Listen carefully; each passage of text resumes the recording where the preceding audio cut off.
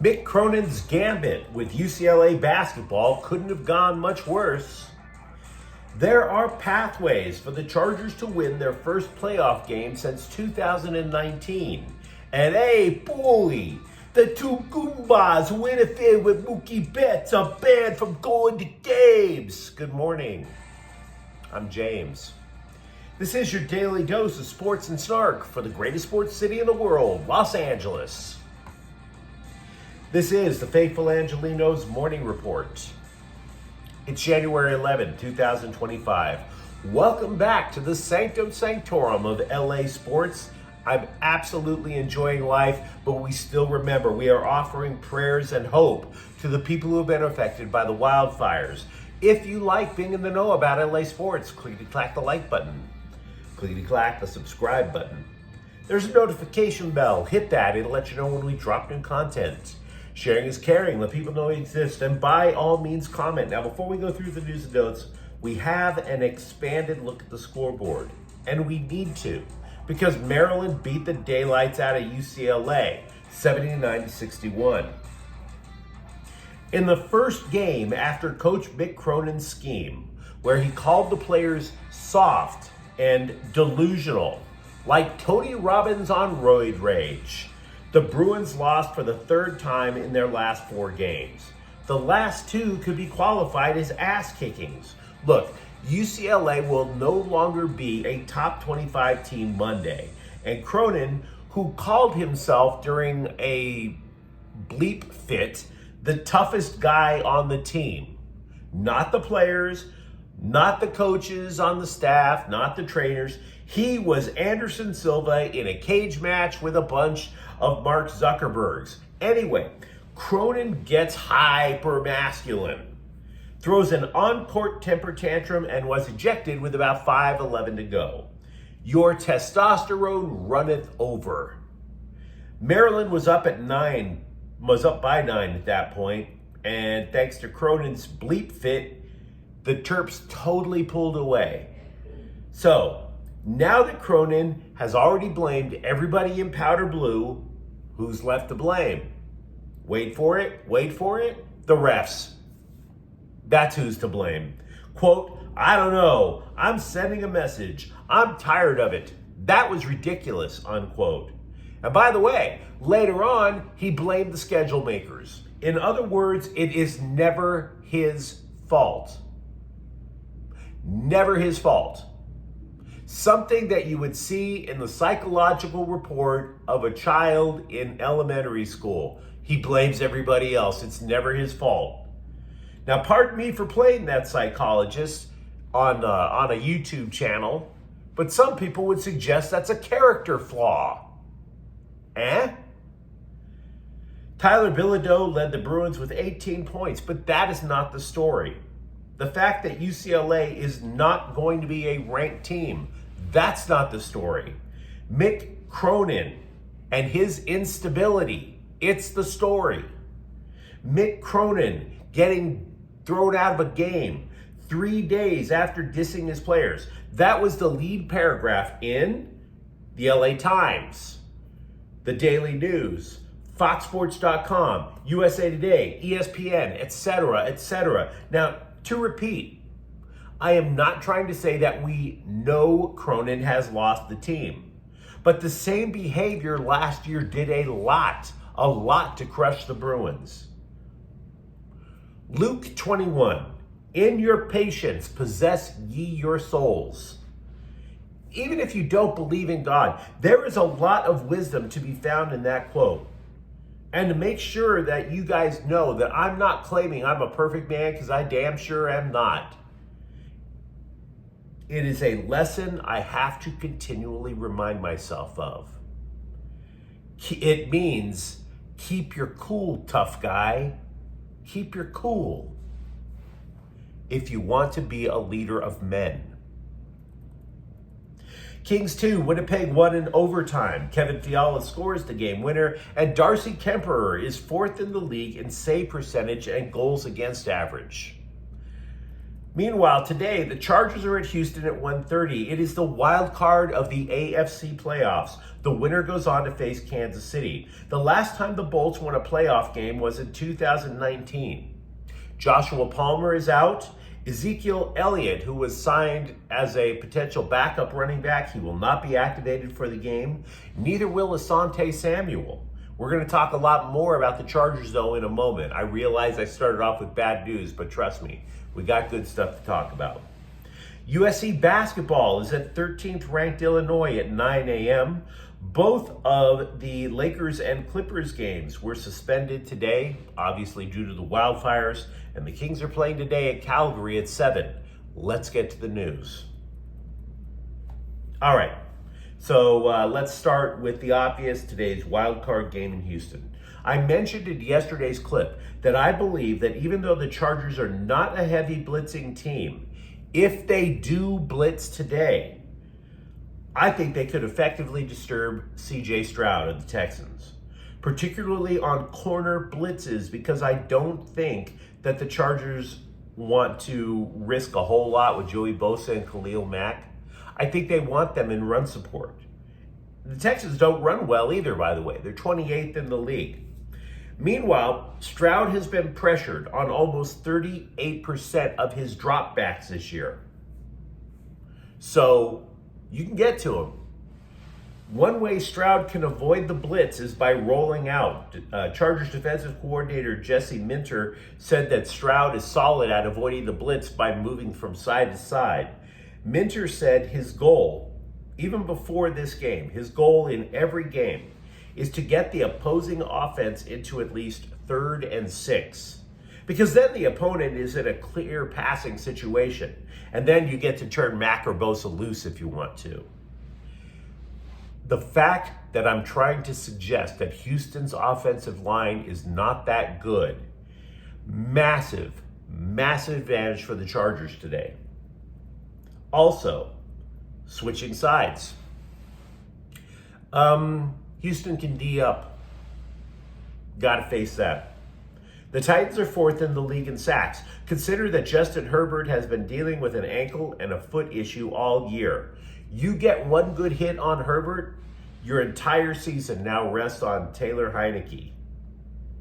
At Houston, how do they get this pressure? Well, glad you asked. They have on the edge, their defensive ends, Danielle Hunter and Will Anderson. Both of them have double digits in sacks.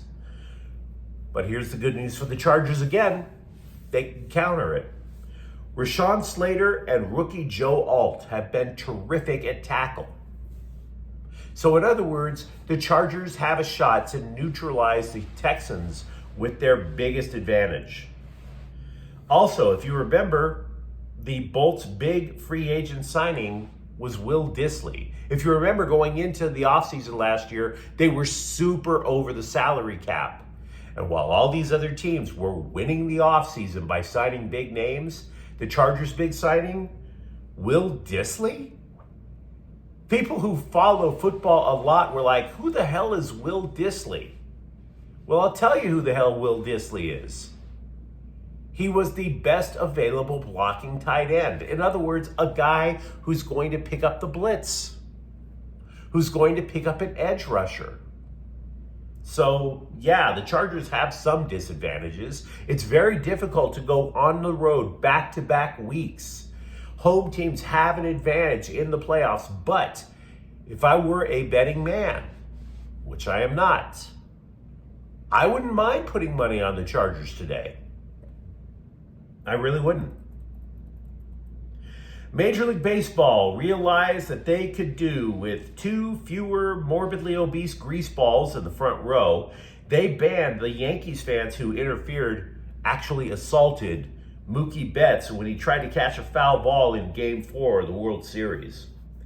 MLB sent Vinny and Aldo a letter advising them that they were, quote, intentionally and forcefully grabbing a player, unquote. And as such, they're no longer allowed in Yankee Stadium, Dodger Stadium.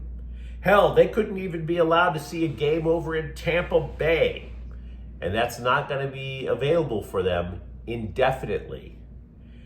which of course gives them more time to eat the most overrated pizza in the free world, that from New York. Got to get to work on adding that fourth chin. And if they show up to any MLB event to D up, in their own words, they can get arrested. And all of that makes me wonder, on a side note, for Vinny and Aldo, does anybody ever get anything good in the US mail anymore? Right? You got Amazon. Amazon leaves good stuff right at your doorstep. You got a cell phone. If you care for somebody, hopefully they send nude shots. You don't have to wait for something in the mail. No. You go to the mailbox, all you get is a letter that asks you, why hasn't your child support been paid?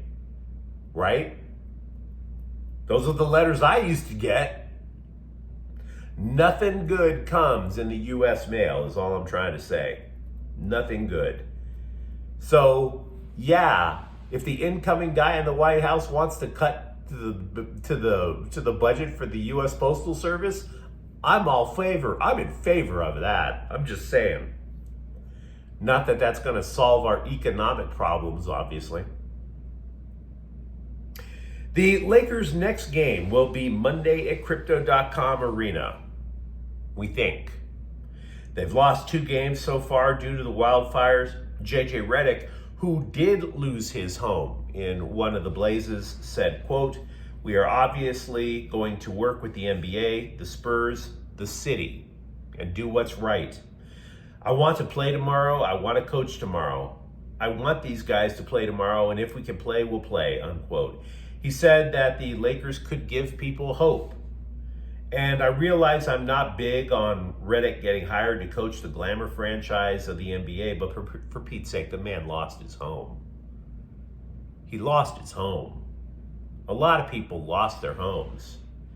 And I think it's commendable for a grown man to say, my family is safe, and that's great. And I also have responsibilities to the people I work for, the people I work with, and try to do something that'll put a smile on some people's faces when they're having tough times. So kudos to JJ Redick. He is doing the right thing. WNBA free agency technically begins on January 21st, but you can start making offers now. So, if it matters, here's a primer on what the LA Sparks have. Spoiler alert, it doesn't matter what the Sparks have. If you're a free agent, particularly a good one, you're not going to want to come play for the worst team in the WNBA unless either A, they overpay, or B, you can't get a job anywhere else. They're not going to have their pick of the litter. And by the way, if there's one thing we know about the WNBA, they don't overpay. Just ask Caitlin Clark. She got the holy hell kicked out of her all year long. She's still making the league minimum. She gets all of her money from commercials. So the Sparks, if they do add players to their roster, they're going to add players who have no other choice. It's either play in LA or pack up and move to the Philippines. The Sparks already have 8 players on the roster. The league minimum is 11. Of course, there's also draft picks. The Sparks also have about $471,000 in cap space. Of course, let's say you're a player. Let's say absolutely not. I am not going to play for the LA Sparks. You could always do what former Sparks center Liz Cambridge did. She joined OnlyFans. As if she wasn't already emotionally damaged enough, she decided to rid herself at last of all the problems in women's professional sports and do softcore porn. So yeah, that is going to do wonders. Living your best life, Liz Cambridge. You know, one of the most effed up things in the firestorms are the photos and the clips. It's not the fault of the press, by the way. I'm not saying we shouldn't see the damage, because that is legitimate news. It's simply that news, when it's done well, has no choice but to remind you of painful times. There's an old saying, the no flamage, no page. But that's a gallows humor of journalism. Unless, of course, the press gets it totally wrong, that not only is it painful, but it is the press's fault. And so I bring that up because the Hollywood Reporter posted a clip of two people playing basketball in the driveway of a house that burned down. There's still life in the Palisades. Footage in the aftermath of the wildfires at Pali High School, it claimed. Only you look at the clip and that's not the school. It's not. It's a house. And then, to add salt to that wound, former USC quarterback Miller Moss steps in and says, quote, "This is not life and this is not Pali High. This is my family's home, and those are utter strangers. These people are playing on the hoop that I grew up with in front of what remains of our home. This is a community trying to rebuild, and this type of behavior does the opposite," unquote. So, absolutely well done, Hollywood Reporter. Well done. Well done to just sit there and look at the scars that are left over and ask for a bag of salt. Well done. Could you at least have the decency to turn that clip over to the police just in case Moss's house was looted? Could you at least do that? Huh? The Bruins football team has added a running back, formerly of Utah, Anthony Woods. Now, I'm not saying this guy is going to be the starter, but they do need somebody behind the quarterback. UCLA is Woods' third school. He transferred to Utah from Idaho, did not get into a game. But you let me know what you think in the comments thread. Talk to me, for example, about Mick Cronin, and if he is, in fact, kind of losing it over at UCLA again. And by the way, who you got? Chargers or Texans? And if you enjoyed the content, don't forget to subscribe to Faithful Angelenos. We talk LA sports every single day here. Thank you for watching. I'm James. We'll be back tomorrow. Faithful Angelenos is a Kian Cortel Queso production. Take care.